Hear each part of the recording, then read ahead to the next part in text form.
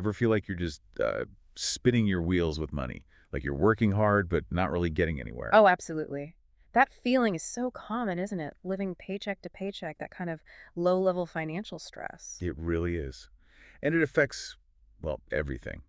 But what if you could actually step off that treadmill, Mm. build something solid? Yeah, gain some actual control. And that vulnerability you mentioned, it really highlights why taking some kind of action is so important. Exactly. And that's what we're going to get into today in this book talk. We're looking at the key ideas from the Total Money Makeover. Right, the one by Dave Ramsey. That's the one. And, Dave Ramsey, he's become this huge voice in personal finance. He has, and his own story is pretty powerful, actually. He built wealth, lost it all, went broke, Right. So he gets it. He's been there. which gives him this really grounded perspective, I think. It's not just theory for him. Totally. It's practical, like really no nonsense advice. And the big thing, the thing he hammers home, is it's more about your behavior with money.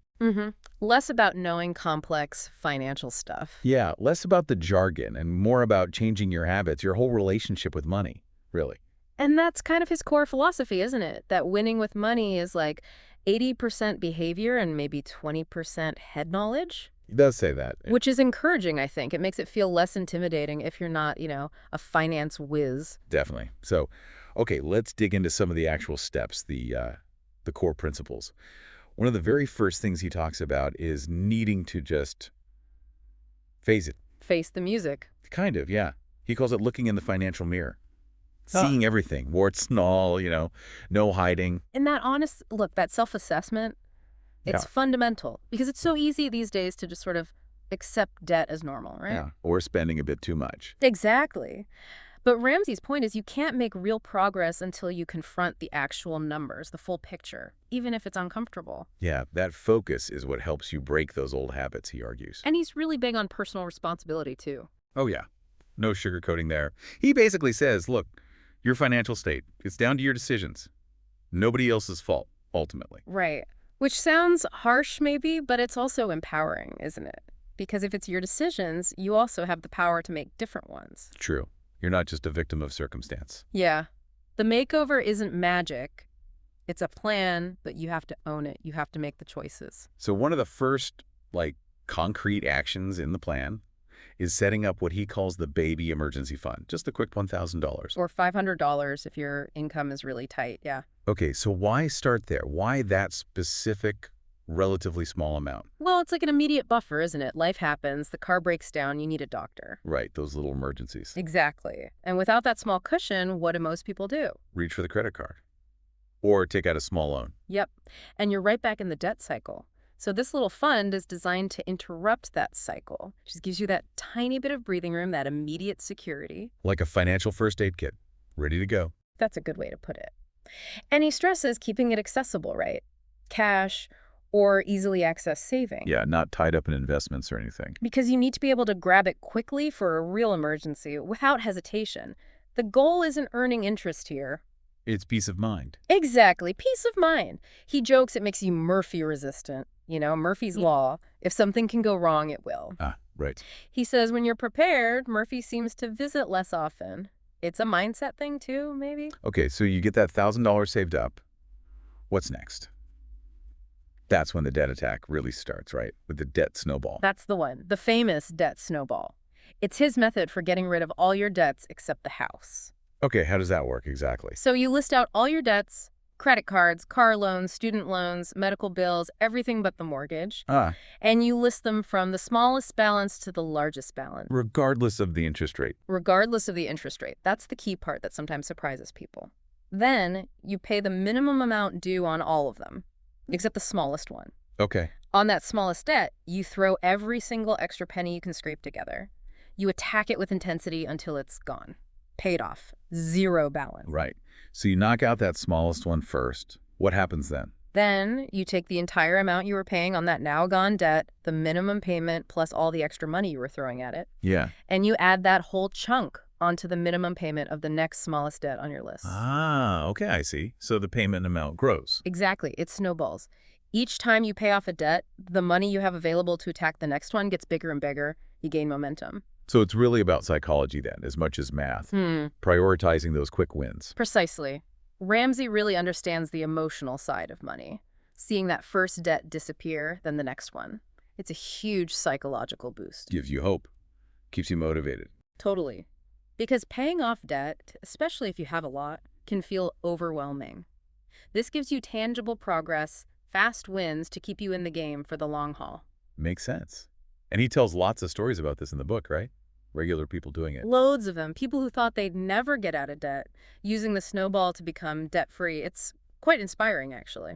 And alongside the snowball, he's very, very strict about not taking on any new debt, isn't he? Oh, absolutely. Cut up the credit card, stop borrowing, full stop. He draws a really hard line. He jokes about how the minute you decide that, you'll suddenly get all these amazing 0% financing offers in the mail. Ha.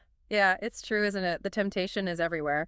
But his point is that debt is risk. It keeps you tied down. The borrower is slave to the lender. He uses that phrase, right? He does. It's an old proverb, but it captures his view perfectly. Debt limits your freedom and your ability to build real wealth. And he also tackles some, common money myths, things we just tend to accept. Yeah, he pushes back hard against conventional wisdom sometimes. Like the idea that you need a credit card to build a credit score. Right, or that having a car payment is just normal. Yeah. A fact of life. He argues against that stuff. He'll say, look, if you handle your money responsibly, pay your bills, save up, you can get a mortgage without relying on a FICO score built on debt. It's called manual underwriting. Okay. And with cars, he points out that tons of millionaires drive reliable, used cars they paid cash for. They avoid car payments like the plague. And invest that money instead. Exactly. Yeah. He shows the math on how much wealth you could build over, say, 30 years just by not having the average car payment and investing it instead. It's staggering. Wow.